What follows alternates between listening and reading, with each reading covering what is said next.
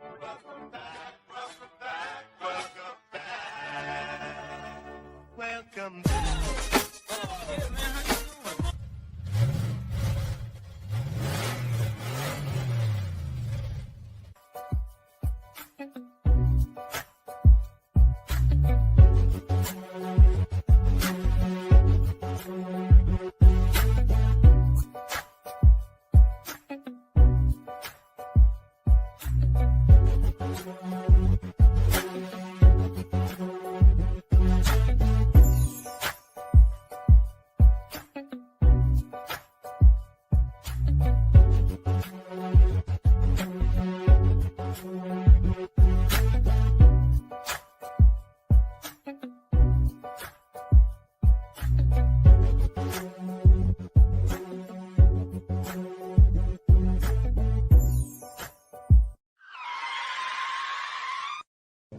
Change a few perceptions, but like I said before, you can't play the bill and the refs.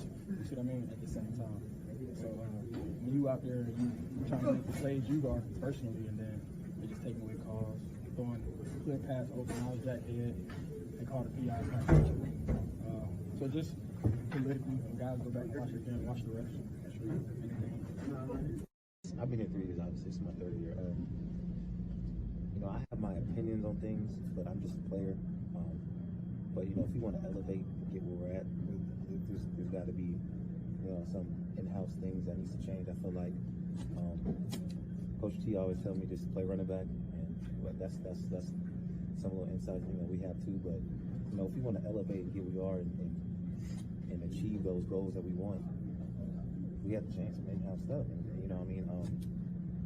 Like I said, that's not my place. That's not my anything that I can control. Anything I can do about that. But you know, if we want to elevate, like I said, if we want to elevate, then man, we Najee, just so we don't take your comments out of context here, you know, what are you alluding to? What do you mean when you say things have to change? Like in-house rules, not no changes or approach like that. It's just the rules that are in the building that, you know, we got to be more disciplined. We got to be we got to be more committed.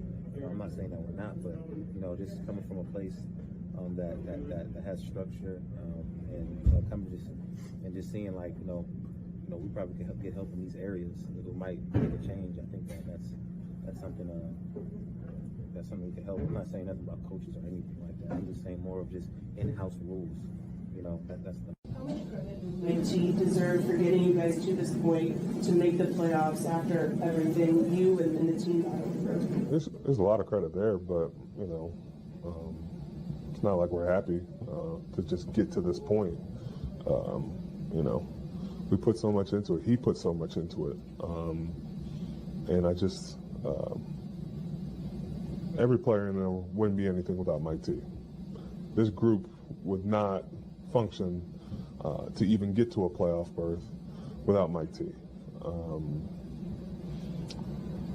He keeps us accountable from top to bottom, and you know, I don't want to play for any other coach. Mike, you have a year left on your contract. What's the latest on Mike Tomlin's status after yesterday's loss to Buffalo? Well, Kev, our very own Brooke Pryor is reporting right now that Mike Tomlin has informed the team, his players, that he will in fact be returning for the 2024 season. He has 1 year remaining on his contract. The reason, though, that this is news, of course, is he was asked in a press conference a day earlier. He walked off the podium without comment, leading some to wonder perhaps if there was some kind of change coming in Pittsburgh. I can tell you, though, again, Brooke Pryor reporting that he will be back. He has received unanimous support from his locker room, including most recently Cam Hayward, who made very clear that he believes in Coach Tomlin. So again, 1 year remaining on his deal, but he will be back in 2024. So, you still want to play? Yeah, of course I want to play. You know, in my mind, I wanted to play more than just one more season. I just got to get healthy first. There's going to be plenty of things that we need to fix. I think there's some things that we did well. Obviously, I can only really talk on the defensive side of the ball, but I'm proud of some of the things that we were able to do this year. And, I mean, we were depleted and we didn't we were able to overcome a lot of injuries this year. A lot of young guys stepped up. A lot of guys that we brought in this offseason were able to put their hand in the pile and provide some good sparks, some good juice and plays for us. And I think those are some of the positives that we touch on. So all that said, Cam, you have no doubt he's the coach here next season? My goal is he's going to, not my goal, but my thought is he's going to be the coach here.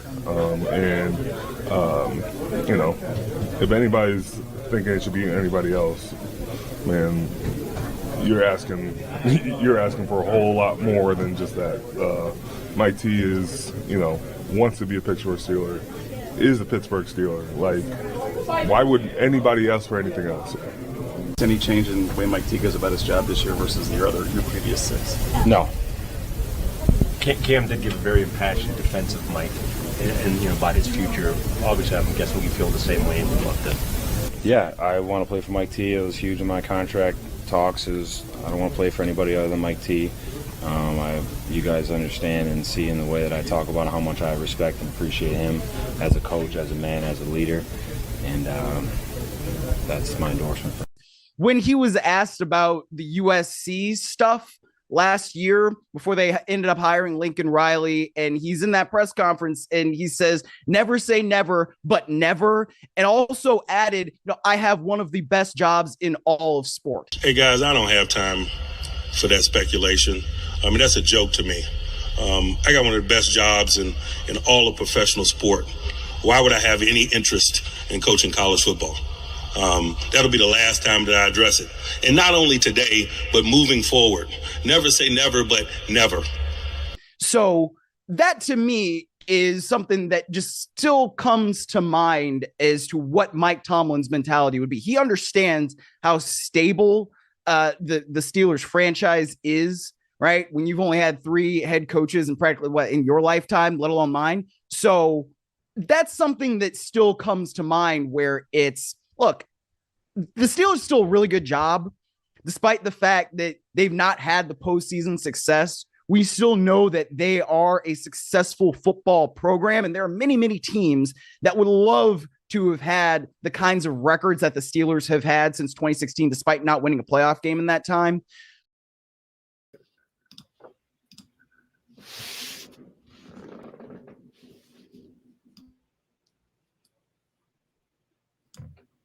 Pittsburgh Steelers fans, thanks for joining us for another Wednesday night episode of the Pump Your Brakes podcast.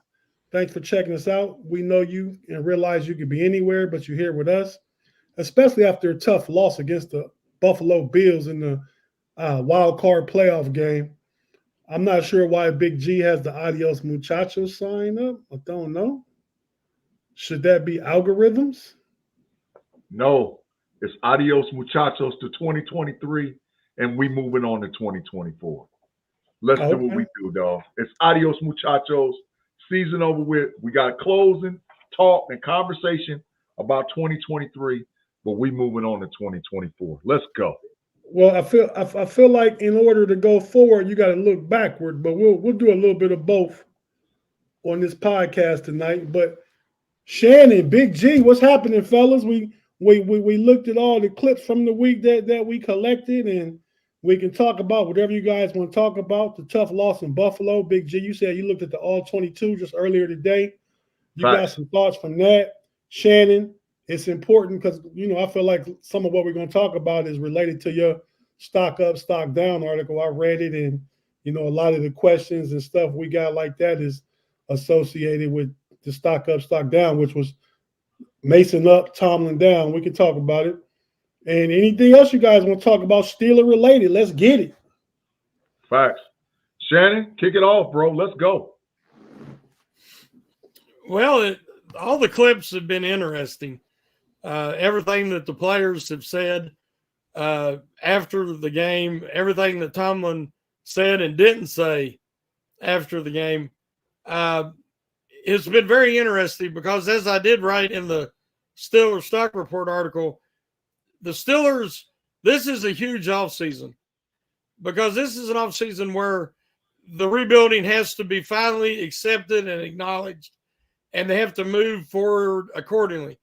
The first thing they have to do on the agenda is decide is Tomlin playing out the last year of the contract, and then he's planning on maybe walking away, or is he going to do an extension now? The sooner they know, then they can hire an offensive coordinator, because the quality of offensive coordinator that you can get, a lot of it will depend on Tomlin's future over the next 3 to 5 years. I believe that we have got to a point, we know that everybody has an apologist. Kenny Pickett supporters, they'll make an excuse for why he's better than he is. But we're getting the same thing. It's getting to be a cult with Mike Tomlin, because we can have a conversation about everything he is, but as soon as you try to talk about everything he isn't, then you're the bad guy. And there is strengths and weaknesses. We all have them. And Tomlin's teams do not show up in the first quarter of playoff games. You cannot get behind. They're behind on average 14 points at the end of the first quarter. And 5 playoff games in a row, they've been behind 21-0. You're not going to win those games. Because they've been playing a lot of them on the road. Because they're always mediocre. They're 9-10-7. Somewhere along the line, they have to make a change. Striving for mediocrity is not the goal. Striving for playoff success and winning a Lombardi has to be the goal. The Steelers have 6 of them. Those teams that they talked about in the clip, they'd love to have the Steelers record. They'd love to be relevant every year. Most of those teams don't have Super Bowls. The Steelers have 6 of them. And there has to be a change of philosophy. There has to be a change in the way they construct the coaching staff, spend more money there, bring in quality, not just guys you're comfortable with, but guys that can really turn this situation around. Because if you change nothing, nothing changes. And so I'm a little bit frustrated. I mean, I keep having people say to me, they got to bring back Mason Rudolph. Hey, I think Mason, I even thought he played good against the Bills. I'm happy for him. The problem is, until we know who the offensive coordinator is, we don't even know if we got a quarterback on the roster that's going to fit what the new offensive coordinator wants to do. So you can't scream, bring back Mason, when we don't even have an offensive coordinator yet. So, again, I'm already seeing people jump the gun and making statements without thinking. And this situation, it's fine for the fans. We can do that. The Steelers don't have that luxury. They have to do things in the proper order and make the proper decisions if we're going to change this situation. So I said most of what I have to say in the article, and hopefully everybody read it or will get a chance to read it. And that's where I'm at right now. Shannon, I don't disagree with the roster rebuild, but I don't think it's dramatic as what some people are saying has to happen. Looking at the Steelers' issues, I think the rebuild started when we fired Matt Canada. I think matter of fact, let me back up. I think the rebuild started when we got a sufficient, competent general manager in Omar Khan. That was move 1. And he proved it already based on his free agent moves and his drafting. I think the second part of the rebuild was the firing of Matt Canada. And I think the third part of the rebuild will be once we decide what the OC is going to be for the 2024 season. After that, all the rest of the pieces will fall in place. However, if you really look at our 53-man roster, so I looked up this fact. The Pittsburgh Steelers' average age is 26.7 years. That is tied for 23rd in the NFL out of the 32 teams. But if you take Patrick Peterson and Cam Hayward off of that roster and subtract back in their age, it moves all the way to 25.9, which is the middle of the pack or a little bit trending towards a younger team in the league. So the issues is the rebuild's already started. The idea is, where do you bring in, or what do you do from free agency and from coaching standpoint to solidify the 53-man roster? Because the biggest issues is going to be, where do you plug in those holes? I think we don't make the playoffs without the depth and the ability of Omar Khan able to bring guys off the street into the locker room that were Steelers guys. Perfect example, Miles Jack. Perfect example, Rowe. So we have Steeler guys that will play a pivotal role, but then you have to make a decision about the most important position in all of football, which is the quarterback. People forget that we went into the playoffs with a third-string quarterback that hadn't played in a season and a half. And based on my evaluation of the All-22 film, they could have won that game.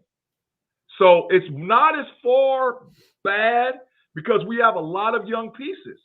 The issue is at the pivotal pieces, like the green dot on defense, like the quarterback on offense, we got to get a franchise guy. That's why the Steelers experienced success from when Mike Cowher was able to draft Ben Roethlisberger to when Ben Roethlisberger left. That's why. One thing I want to point out, they have now, it will be the second most expensive defense going into next year at the moment. Right. But they're the oldest defense. Yeah. So every star is 28 or older. And, we're waiting on Joey Porter Jr. We're hoping Benton, but they've got to get younger and cheaper on defense. Facts. And again, the quarterback situation, we really can't answer that until we know who the offensive coordinator is. Because I do not want them to pick an offensive coordinator based on what they have on the roster. Because there's too many roster holes and too many changes. They need to pick the offensive coordinator and then build the roster to his liking. Do you agree with that? I've been saying all along that the OC should have an integral input on the quarterback. I've been saying that all along. Yep. Because you can't have one without the other. You can't have an OC that doesn't vibe with the philosophy of the way that the guy plays quarterback. However, offensively, our holes is really at quarterback and offensive line. Defensively, our holes is in the middle linebacker and some more help on the defensive line. So, because we're young and a lot of spots. Cornerback, safety, JPP. Hey, I want to jump in and talk before y'all get going on something else. I'm speaking to Tomlin. I guess I'm probably one of the Tomlin apologists. I think he's a great coach because I think a great coach starts with being able to lead men, not just X's and O's. I think all the guys in the locker room would say he's a great leader, man. As a matter of fact, they do say it. And I think when we break it down, even this season, I mean, Tomlin for the past 3 seasons been winning with Matt Canada, old Big Ben, Kenny Pickett, Mitch Trubisky, and Mason Rudolph now, right? Yeah. So facts. if you look at it, and like I said, Steeler fans, and I'm one of them. I'm not one of the ones that think every year we're supposed to be bringing a Lombardi home. I think some of us think that. I mean, the fact, like I told you guys backstage, that the Steelers ceiling is higher than 20 other teams in the NFL all the time. The time, every season. Imagine if you was any of these teams. Trash. You know what I mean? Any of those teams. Straight trash. And I'll say Mike Tomlin is one of the is the third winningest current coach in the NFL right now as far as winning percentage. And every coach you look at has a great quarterback. We know the last 3 or 4 years he hasn't been coaching a great quarterback. Now, I also agree with the offensive line. He needs to give over the offense to somebody that's more innovative, more up to date and stuff like that. I certainly agree with that. But if you look at this, Andy Reid has Mahomes, Donovan McNabb. Yep. What's his name? McCartney for Dallas, Rodgers and Dak. Trash Dak, but keep going. Harbaugh, Lamar Jackson. Belichick, we know he had Brady. Tomlin had Big Ben, but I bet you didn't know Big Ben went to 6 Pro Bowls, but so did Donovan McNabb. I wonder how many Pro Bowl. I bet Mahomes been to a Pro Bowl every year of his career. Except his rookie year. Absolutely. So that's probably like about 12 Pro Bowl quarterbacks for Reed. We know Brady was in the Pro Bowl every year. Aaron Rodgers got 4 MVPs. Lamar Jackson on his second MVP. I mean, so he's been doing more with less. You have to give him credit for coaching. He's making dinner, gourmet dinner with groceries from Aldi's. Tate, so can I expand on that? Sure, go ahead. Kevin Colbert cooked Tomlin. Those are like Shannon, me and you and Tate have already talked about this. Go back and look at Kevin Colbert's last 3 drafts before he went out the door as the GM. He cooked them, man. Those players that we drafted, we found out that almost 60% of those guys are not even on the roster anymore. So they were horrible picks. Horrible picks. And so I like the direction, and Shannon, I agree in totality with the rebuild mode because we've already started it. Omar Khan, great hire. Yeah. Canada out the door, great move. Mm-hmm. Now let's get the OC and some of those aging players who should either take a pay cut or we might have to realistically look about doing something different. We grade getting the casualties. Last thing I'll say is why I won't even say in an apologist, but a defender of Tomlin, because it's stuff like that, and I know it exists, whether people will acknowledge it or not. Yesterday on Facebook, the Locked On Steeler group, somebody commented and said the Steelers need a white coach. You know, facts. I think that's part of it too with some people. You know what I mean? So I'm much more of a defender than I would be if it was somebody else because of stuff like that. Yeah, that's ridiculous. People should never make those comments because it's not a black and white issue. The issue is, do you have the ability to coach football? And Mike Tomlin has shown over and over and over and over again he has the ability to coach. Him and Bill Cowher are neck and neck in all statistical issues that you want to talk about. So the issue is they're both, in my opinion, both probably top 15 coaches of all time. Both coaches are. So, but the issue is, and like I said, and I'm not being an apologist at all. I'm saying that look at what happened from a backed up bird's eye view about what needs to happen and occur with the Steelers roster. And Tomlin was out there playing football with 3-card money. And so now that we got Omar Khan in position, because he's already proven that he can handle his business. Omar Khan is a beast, y'all. So all y'all that don't even understand, he's a beast. So Omar Khan in position. We got rid of the problem child or the bad apple that was spoiling the bunch, which is Matt Canada. Let's go get the guy, Shannon. I'm 100%. We need to get an innovative offensive coordinator that has influence on the play calling for the Pittsburgh Steelers to the point till we don't look so pedestrian like I saw on that all 22 film that the game plan was shot from the giddy up. You saw it, Shannon. We talked about it before we even came on the stage. Those first 3 drives was ridiculous. And that's not wasn't on the players, and that wasn't on Tomlin. That was on that play calling. Now, George Pickens fumbling, that's an issue. Can't deny it.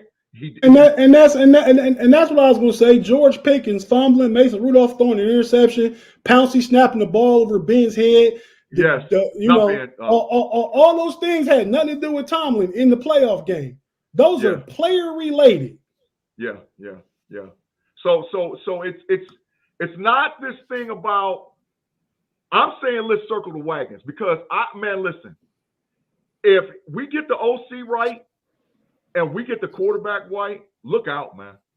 I'm telling you right now, if Omar Khan does what he did last year with this year's draft and we get a quarterback, look out. And I'm not just saying it because I'm a Steeler fan. I'm telling you the truth. Now, Shannon, you're right. We got some age on that defense. We got to make some decisions, starting with Cam Hayward. Like, dude, we can't pay you all that bread.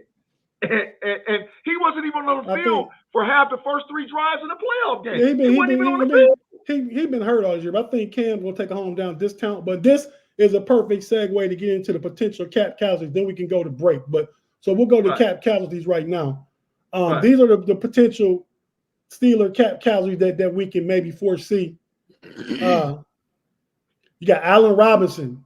You cut him. You say he's out of here. You got to go, Big G. He gotta go. You gotta go. You save $10 million. You cut Ogunjobi, you're gonna save about $6.2 million. Cook, and get him out of Pat here. P, you're gonna save almost $7 million. Adios, muchachos, for all three of y'all. All three. Got to go. I was a little disappointed with Pat P's play the other day. His tackling is poor. He's a step slower. What do you guys think about those guys? And is there anybody else? I say all three of them, man. It's adios, muchachos, for all three of them boys. I'll holler at you. We thank you for your service. We appreciate you, but you gotta go. Shannon, you got anybody you want to add to the list? No, I just say that I want to give Khan credit for a really good draft class, but the decisions made during free agency were hit or miss at best. Bringing in Pat P, if you'd have took the money you give Pat P, you give to Neal, and you give that to Sutton and Edmonds, you would have been better off. Not Sutton, Shannon, not Sutton. Edmonds, yes, not Sutton. Sutton trash. Sutton's way better than Peterson. Peterson hit the wall this year. Hey, but Peterson hit the wall. Would Sutton have brought the value to a young Joey Porter like Pat Peterson probably did?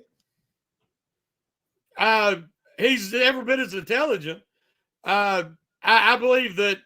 Come on, he Shannon. was a Steeler at heart. We talking about Pat Peterson and Cam Sutton. Now, maybe right now you say Cam Sutton's a better player, but what Pat Peterson can teach. Well, I mean, I'm giving you my opinion. I disagree. I think that Sutton was a substantially better player this year, and Peterson was a weakness. Then he tried to go to safety, and he can't tackle, or he won't tackle, and that destroyed them against the Bills. He did not have a good game. He did not make a positive impact. He has to go. So, Samalu panned out. Didn't look like he was going to. And then he turned it on and played really solid at the end of the year. But not all the free agent maneuvers worked out. Quan Alexander was looking real good. So was Holcomb. Landon Roberts played really good. They all got hurt. Yeah, that was injuries. They all look middle good. Linebackers were decimated. Right? Yeah. Big G. I'm going back to Sutton. Wasn't that Sutton guarding Puka Nacua? Oh, he lit Puka Nacua lit Sutton up like a Christmas tree. He was out, boy. Puka Nacua killed that boy. He killed him. I think he had 8 catches for 179 yards. It was ridiculous. He was running wide free. So I'm listen. But what I would have rather had Cam Sutton than Levi Wallace. Oh my God, yes.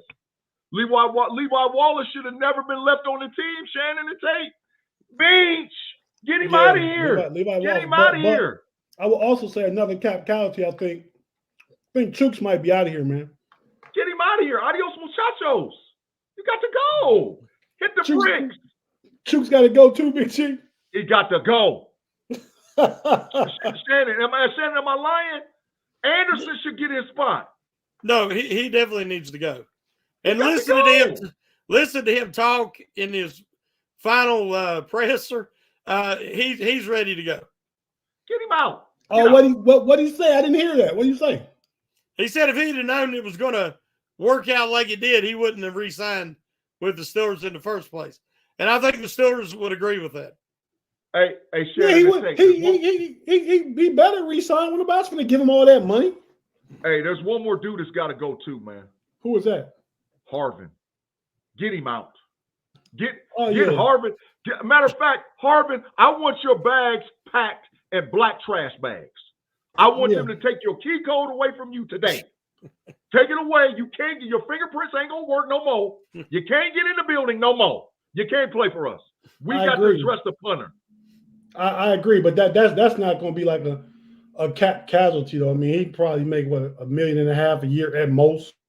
You just get rid of him and bring another punter. Cut him. But yeah, I agree. He need to go. He needs to go. Yep. But all right, so we about to go take a quick break.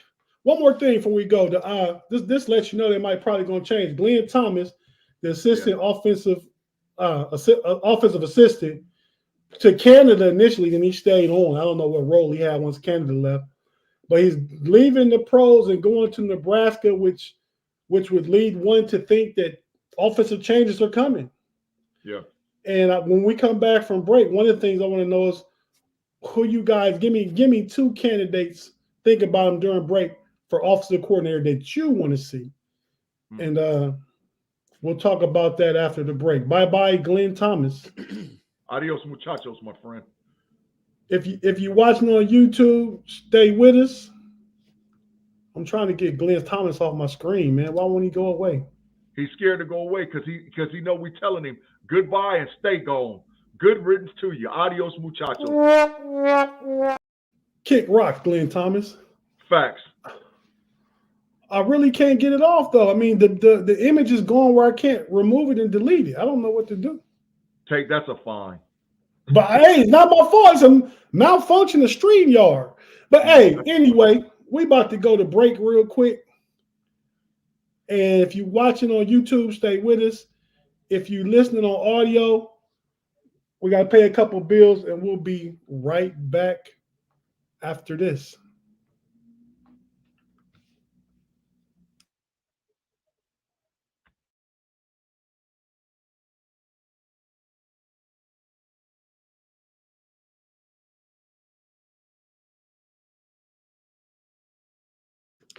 And we're back on the Pump Your Brakes podcast, and we still looking at Glenn Thomas here. Okay. There we go. So now we're going to get into, you guys want to get into to talk draft real quick, or you want to talk about the OC? Shannon, what you want to do? OC or draft? I guess draft. Okay.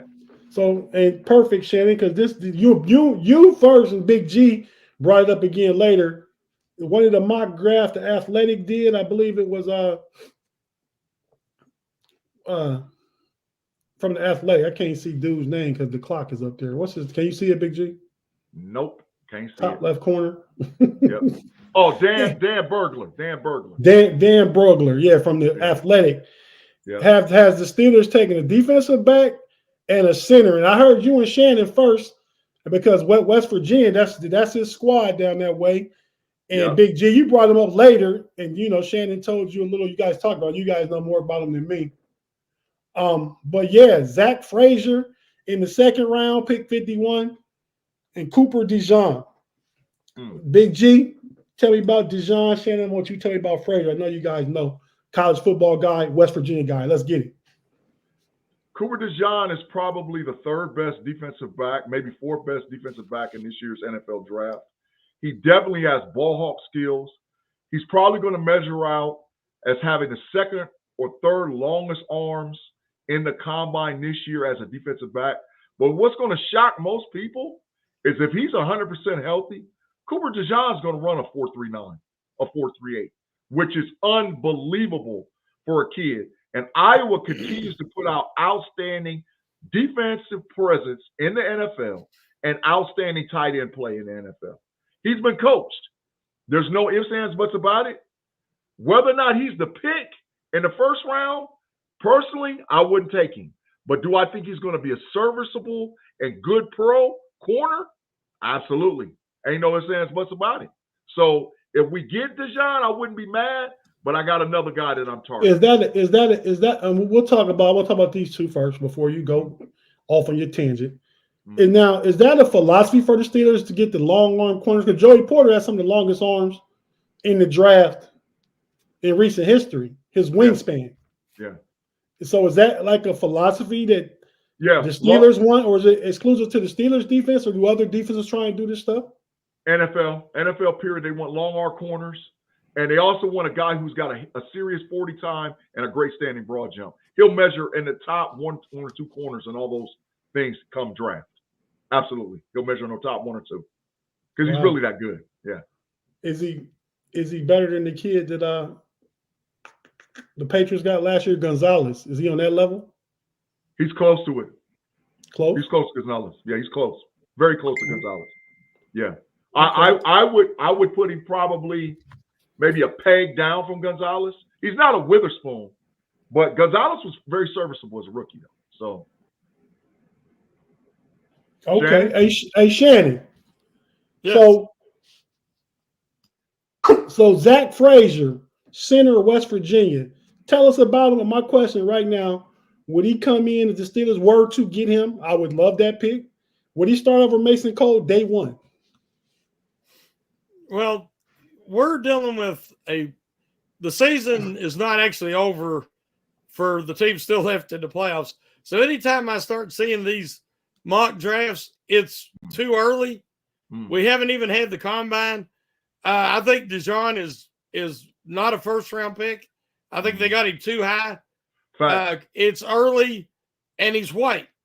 And let's be honest, that's an oddity for an NFL cornerback. So he's getting a lot of attention right now. He's a good athlete, and he's a good player, but I think he's more of a second round, early second, once everything breaks down.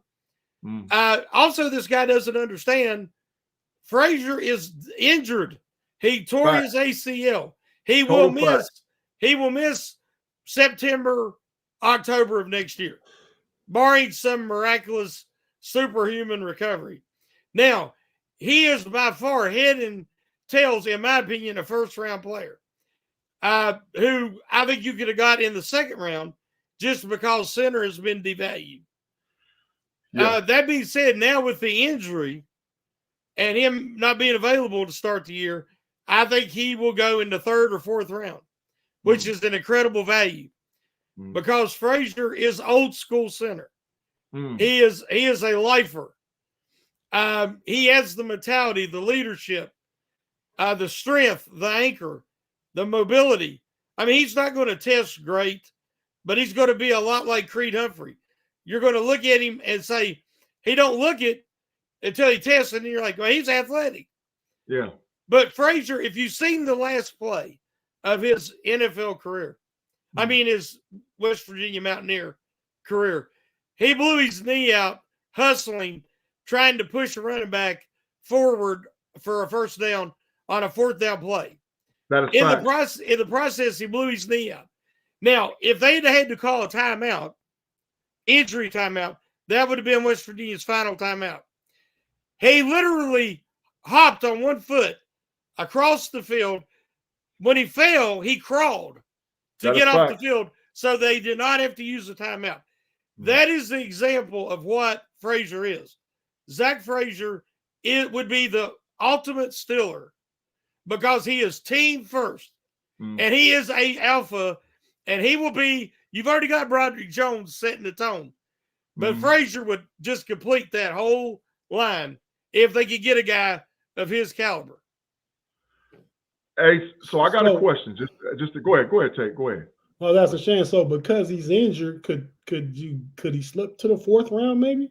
Maybe. Oh yeah, he's going to slip third or fourth. Yeah, third or fourth. Yeah, okay. He might slip to the fifth, maybe. Depending on. I think too many teams want him. I think too many teams have coveted him for him to get that far. But now listen, I don't dislike Frazier. There's another center that I think we should maybe look at in the second round, and that's Cedric Van Pan, the center from Georgia. He's a monster. Let me say something. If we drafted Mims, the right tackle from Georgia, with our first pick, and came back with the second pick and drafted Van Pan, and you got three of them Georgia Bulldog offensive linemen there, the Steelers' offensive line is set for 10 years. For 10 years. So I'm not tripping. I mean, no, I'm gonna interject one more person, and I'm gonna get you guys' thoughts on the draft for what you think the Steelers need. But first, Shannon, our old homie, man, remember the homie Michael Beck? Yes. He put an old tweet out there about if he had to guess the Steelers' two biggest moves and two draft picks right now, he sees the two biggest moves far as NFL players being Justin Fields and Jalen Johnson, cornerback, both Chicago Bears. Yeah. And from college, J.C. Latham, any tackle from Alabama. Yeah, right tackle from Alabama. And Jackson Powers Johnson, I believe, is the center from Oregon. Yeah. Yep. So what do you guys think about these potential moves? If they land all four of them, that's an A+ offseason for Omar Khan. Shout out to the homie Michael Beck when you're using this tweet information. But go ahead, Big G. If he lands all four of those guys, That's an A+ offseason for the Pittsburgh Steelers. Those 4 guys right there would put us in top 3 seed potential next season. I'm telling you right now. Now, you still got to practice. You still got to come together. But, oh, my God, that right there, oh, book it. Like how them Cowboys like to say, book it. Book it to the top 3. Because now we got 3 corners, legit corners. You still counting Trice? Oh, Trice is a dog. You're going to They see. were talking about Trice in the live chat. That's why I asked. Yeah, you're going to see. So with Trice and JPJ and that dude, oh, come on, dog. Come on, dog. And then now our offensive line is shored up because Rantham's your right, Jones is your left, Big Boy from Oregon is your center, and you could keep probably the 2 guards that you currently have, and you're ready to ride. And with Justin Fields at quarterback, oh my, stop it. Because, and like I said, I was going to, hey man, I'm still upset a little bit at George Pickens and them, dog. But I was coming for him. I was going to have to put, Tate, how we get down. So they showed that they deserve to be. You old now. George Pickens put hands on you. I told you what I do to him, man. I ain't playing Shannon. Listen, I ain't lock me in the room. but that's another conversation. So, right. But they proved to me that they can handle their business. Deontay Johnson, Pickens, Freiermuth, Hayward, Washington, Calvin Austin. I ain't mad at you. So I'm gonna go to Shannon first on this one.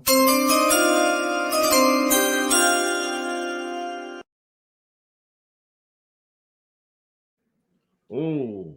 Steelers are on the clock, Shannon. I'm gonna give you two picks, the first and the second. What you think we need? What you looking like? And if you had a third, go on and say which way you might go. So 3 picks. Well, do I have to use those 3 players? No. Okay, I see the draft graphic. No. Okay, I see. Well, in my opinion, it's got to be value in one of the critical positions. So, right tackle or cornerback, there's going to be your best value. So it's going to depend on, again, what you're able to do in free agency. But again, all this is going to depend on, we're talking about Fields. And we're talking about Mason, and we're talking about, I've heard people talk about Kirk Cousins, but until we know what kind of offense we're running and who the offensive coordinator is, I can't say. So, I mean, I feel sorry for Fields, in Chicago. And one year they're telling him to run it and use his legs, and this year they told him to try to be a pocket passer. And he just, and it just messed with him. And later in the year, he finally got in a rhythm, but it was too late. For me, they desperately need a right tackle. So if there's a quality guy there, so you got Dan Moore moving back to left next year, going to left. Oh yeah, not Dan Moore, Jones. Jones. Okay, he has to be back to left. Get your right tackle. What happens with Dan Moore if he goes to the bench? Whatever.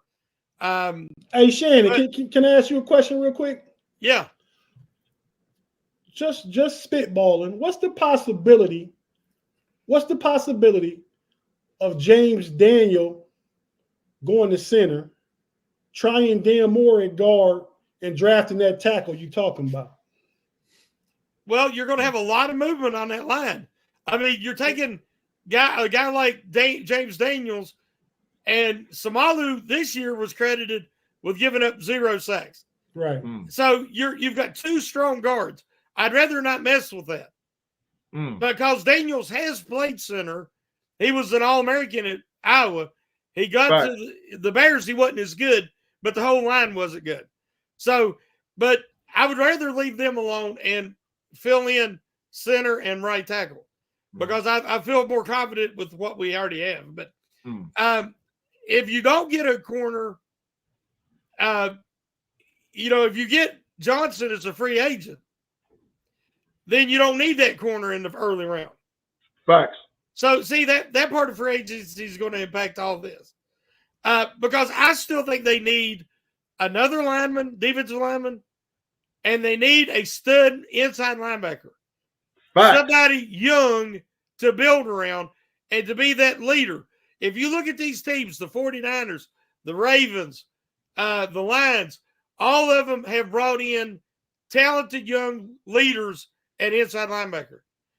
And the Steelers don't have that right now. I think Holcomb and Alexander did a great job. Holcomb's back. Alexander, he's got some age. Robert's got some age. They're going to have to work out deals there. But I do think that they need to get younger.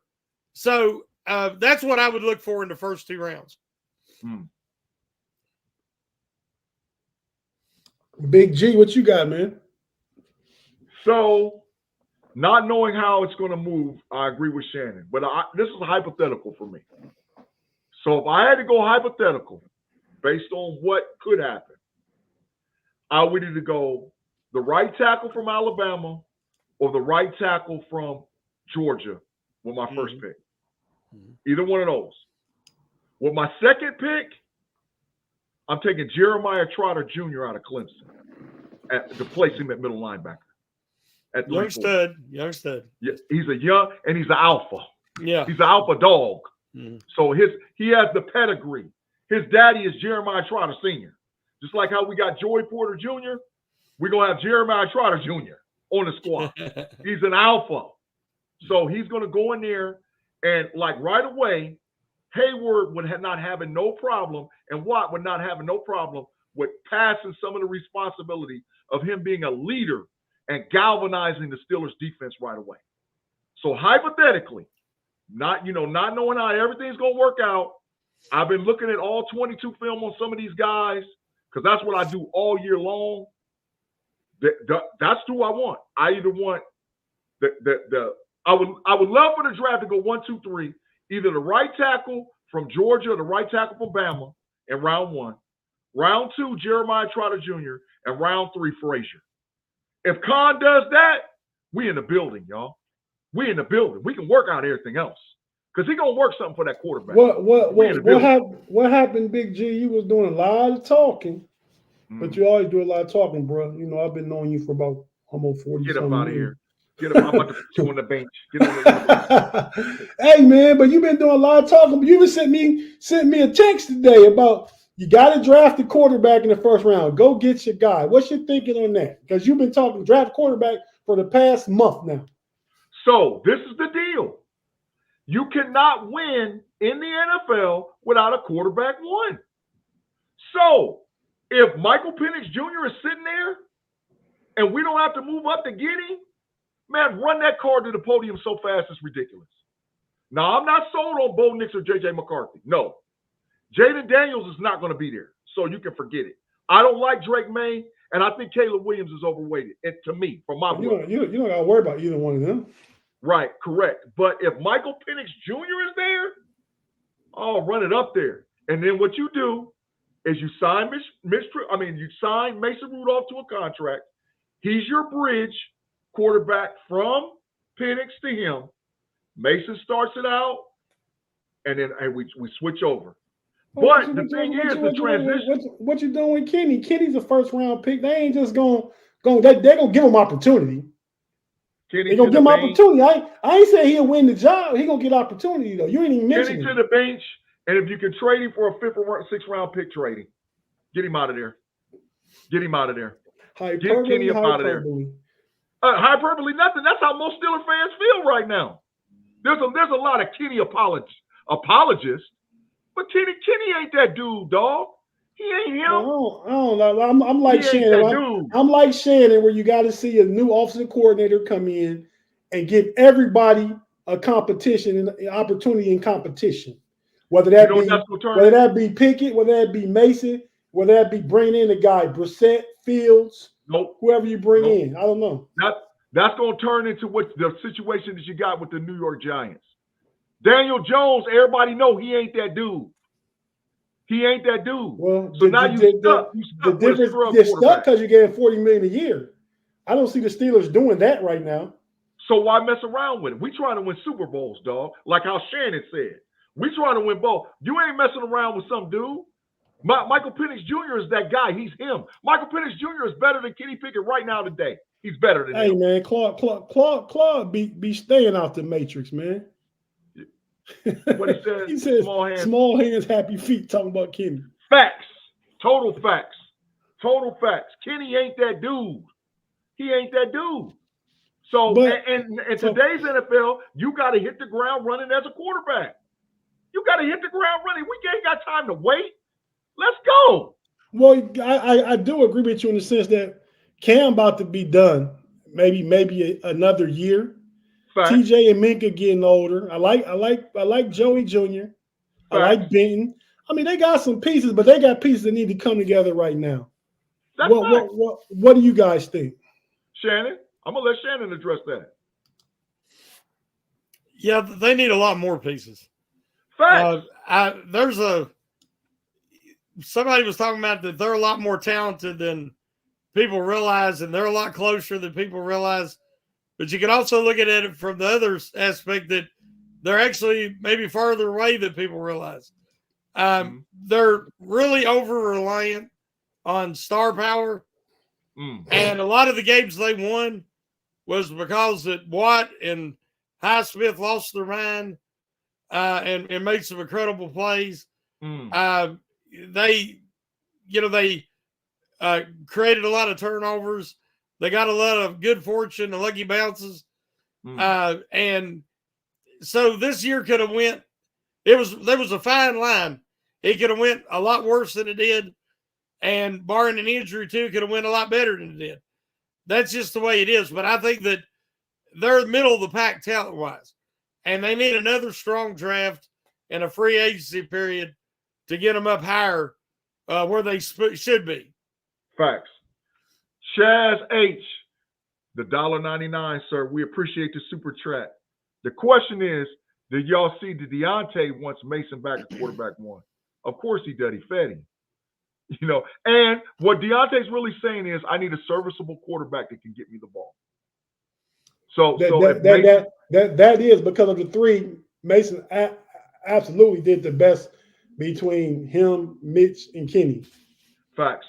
That's him saying, I need an NFL quarterback that can read a defense and get me the ball. That's what he's saying. So, and on the current roster, as the Steelers are constructed, Tate, you're absolutely right. Mason's that guy. He's that guy. The rest of them, especially Mitch. Yeah, get Mitch out of here.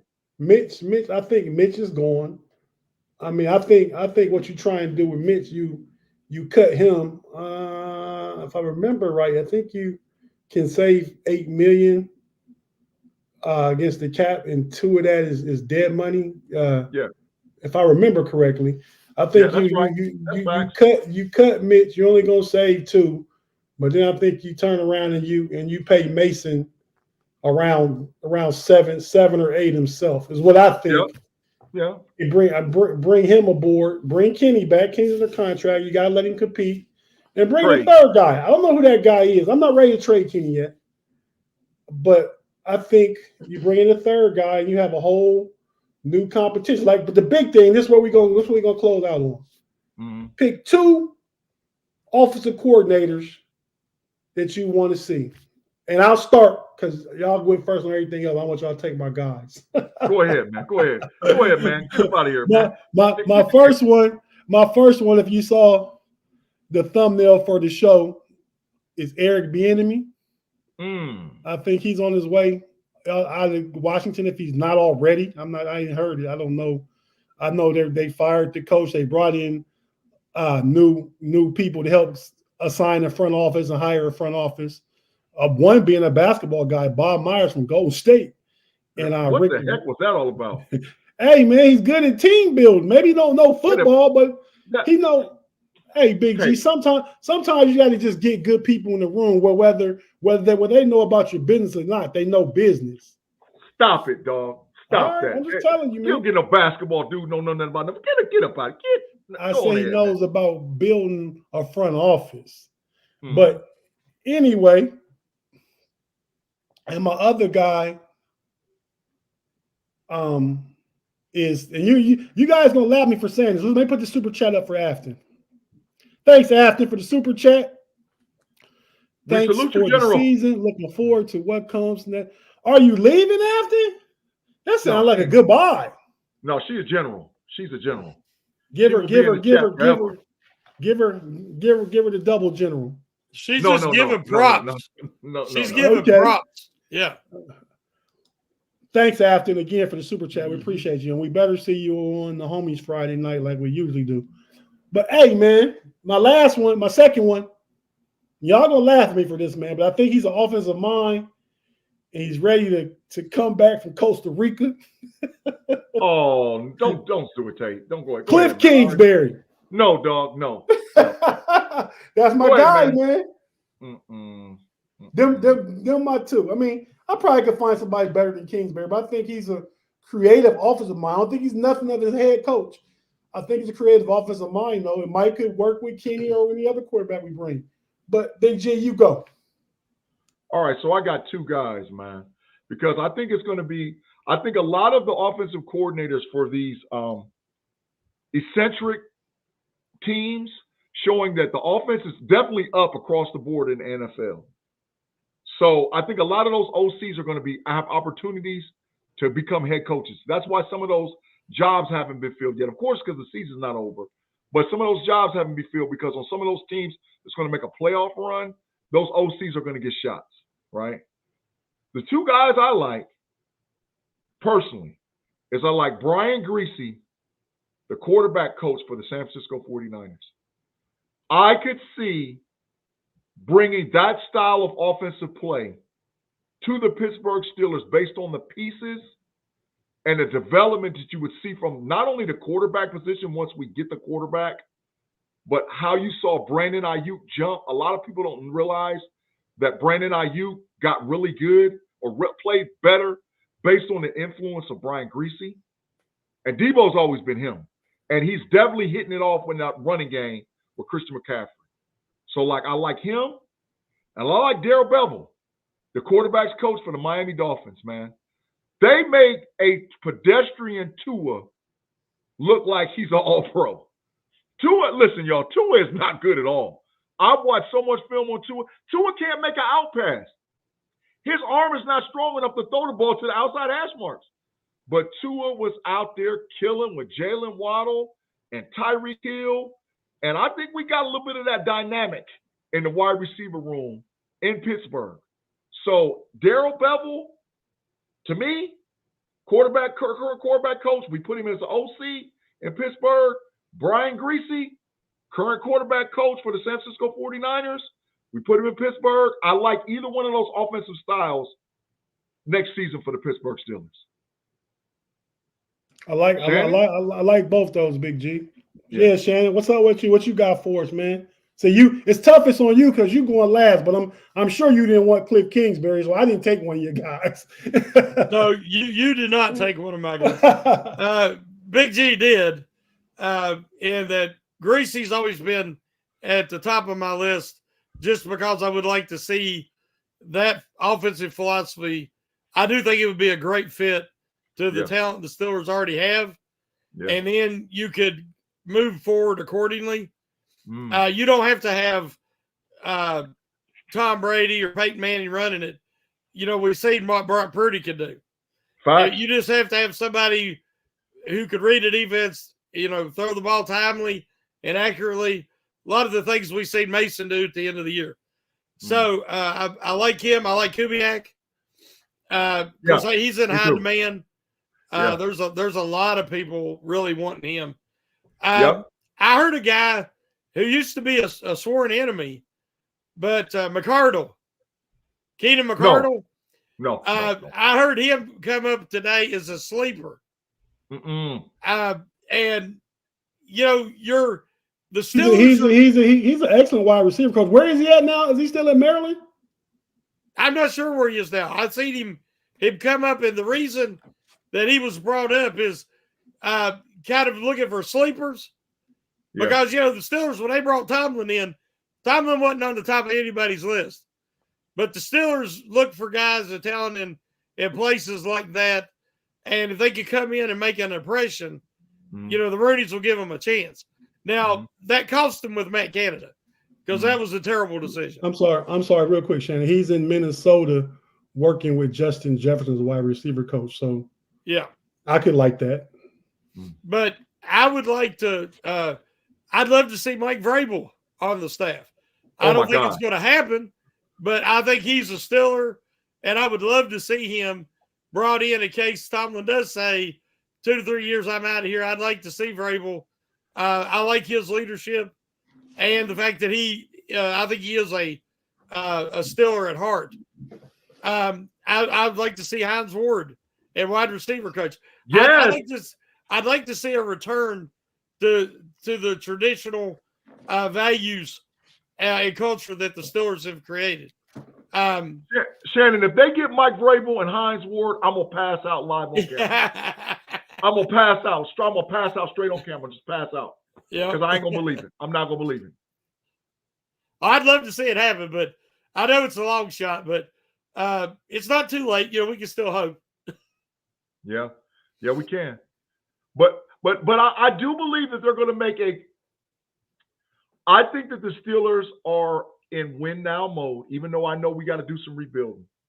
And I think they're going to make a really good hire. I don't think Tomlin's got nothing to do with this one. I think this is Omar Khan and the Rooneys. I believe this one. Far as what? The OC. No, I think what Shannon said the other day on The Hangover, man, might be Tomlin might be using this whole thing as leverage, where he wants to, have a say in picking offensive coordinator. I mean, I don't know at this point if I really think with Canada, I'm not going to say he didn't have anything to do with that and didn't hire him, but I think he had to wait to fire him to Mr. Rooney, or Rooney said we can get rid of him. Rumor has it that wasn't Tomlin's hire, and he couldn't get rid of him. It wasn't his decision to bring him back. In my opinion, if I did give 17 years to the Steelers, and I had the bled black and gold, and they did me like that, I wouldn't be signing an extension either. I would be ready to leave. Yeah, that's facts. I agree.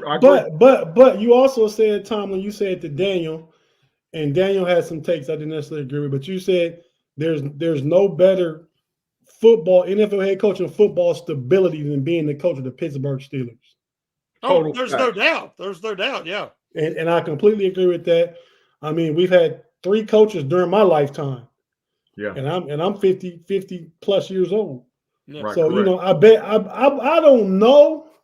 I bet there's no other team that has, I'm just guessing, I don't know, less than 7 or 8 over that course of time. No, it has to be. I think the next closest team, in my opinion, is either the Green Bay Packers or the New England Patriots, just based on Belichick. I can name 4 or 5 coaches for the Green Bay Packers my lifetime that I remember. Yeah, I mean, Forrest Gregg and what's the dude, Mike Holmgren. Yeah, Now you got LaFleur. You had Mike McCarthy. And I'm sure you have missing another one too that I just know like that. So I'm sure they had probably 6 or 7, even if not more. Mm-hmm. But yeah, nobody's close. Nobody's close to 3, dog. I mean, come on, man, 3. Come on. The Ravens. Coaches? Kobe's Will. It's Harbaugh. No. It was Billick. Yep. Who was before? Did Harbaugh follow Billick? Yep. That's a pretty good stretch. They haven't been around for 50 years, though. Yeah, they haven't been around for 50 years. That's true. Yeah, Thanks, Shannon. They moved on the land. Yeah. You stopped my brain from having to work. I appreciate that. But yeah, man. So we gotta get out of here. Before we get out of here, man, what y'all got going on the rest of the week and what's happening? Hey, Shannon, man, when you gonna come on the homies one of these days and kick it with us, man? Oh, we will. We will soon. This week I've got my last random observation article of the season. Now I'm going to keep that one going. There won't be any more stock reports, but that'll be the random observation. It's things that we're seeing in, draft evaluations and free agency talk, and the offensive coordinator rumors. So that one will keep going, but that should be Friday at around 11. Mm-hmm. Absolutely. Okay. And y'all make sure you continue to. Hey, listen. First of all, let me say thank you, guys. We had a topsy-turvy roller coaster ride season for 2023, and you guys that all rock with us on the live chat. We talk a lot about the algorithms and all the other things going on with the Pump Your Brakes podcast. But y'all made us the Rookie of the Year. we are the Rookie of the Year, without a shadow of a doubt, show on FFSN and Steel Curtain Network. So without y'all, there's no us. So we want to just keep it going through the off season. We're going to do it definitely every Wednesday at 8 o'clock on Pump Your Brakes. Swing over on Fridays. Me, Tate Boy Fresh, B-Dirt Payday, Homies Overtime, still FFSN, still Steel Curtain Network show. Swing on Sundays, the Know It Alls podcast, me, Mod, and Tate Boy Fresh. And if you like basketball, that's Rather Cavalier, Cleveland Cavalier podcast, all available on FFSN. And don't forget to listen to me on the Level Up College Football podcast with my boy Andy P. Because listen, a lot of the dudes that I'm going to be talking about is going to be transitioning to the Pittsburgh Steelers. Because we're doing breakdowns of guys for the 2024 NFL Draft. Say, we had a super chat. I seen it. Oh, did we? Yeah. Yeah. Good catch. Yeah. Go ahead and read it. I don't want to mess up the first name, so I'm just going to say Flores. We salute you. He said, would Vrabel keep the 3-4 defense? I think there would be a need to be an overhaul in the roster if he were to become an eventual successor. Yeah, that's a question. Is Vrabel married to the 4-3? Is that's his thing or something? That's his. Vrabel switches from a 3-4-4-3. Thanks for the super chat. Yeah. What's the name, man? I'll mess up the first name, so I'm gonna say Flores. You mess up everybody's name. Just say what you I'm not doing that. I ain't doing that. Go ahead, Shannon. Festino Flores? What you said, Shannon? Festino Flores? Maybe. That works. Maybe. That's as close as this hillbilly. Hey, thanks for the super chat, man. I'm like Big G. I'm gonna go ahead and hit you with the double two-handed salute. Double up. Yeah, double up. Yeah, both ways. Yeah, got him. Got him. Absolutely. But yeah, please make sure you guys continue to listen to us on Fans First Sports Network, Steel Curtain Network, please. Yeah, man. I just want to say, thanks for joining us tonight. And before we get out of here in the next 45 seconds, be sure to get the algorithms up. Big G ain't held to sign up not one time all night. So I held it up once, but I'm going to check right now before we go. So keep talking. In spite of that, get the algorithms up. We need your likes to go ahead and get our algorithms going. So if you're still watching, hit it. Be sure to check us out Friday on the Homies podcast right on the Steel Curtain Fan First Network. It'll be me, your boy Big G again. B Dirt and Pay. What happened? We got 54 likes and 112 people watching the show live. Oh my God. Y'all, come on, man. Come on, man. Get them rhythms up, man. Come on, man. Real quick, it's counting down. Yeah. Hey, man, I probably need to reboot my computer or something because the Pump Your Brakes outro ain't playing. So I'm gonna just go ahead and slam the brakes on you jokers and we're gonna get out of here. So until next time, thanks for joining us, everybody in the live chat. Thanks for all the super chats. Thanks for rocking with us and the Steelers all year. Me and Big G, whether you know it or not, hopefully you was listening, was doing the Mike Tomlin post-game press conference after every game. So this will be the first week since September we ain't had to do one, man, other than the bye week. Yep. But so we about to get out of here. Until next time, everybody in Steeler Nation that didn't hit like, kick rocks. And we out.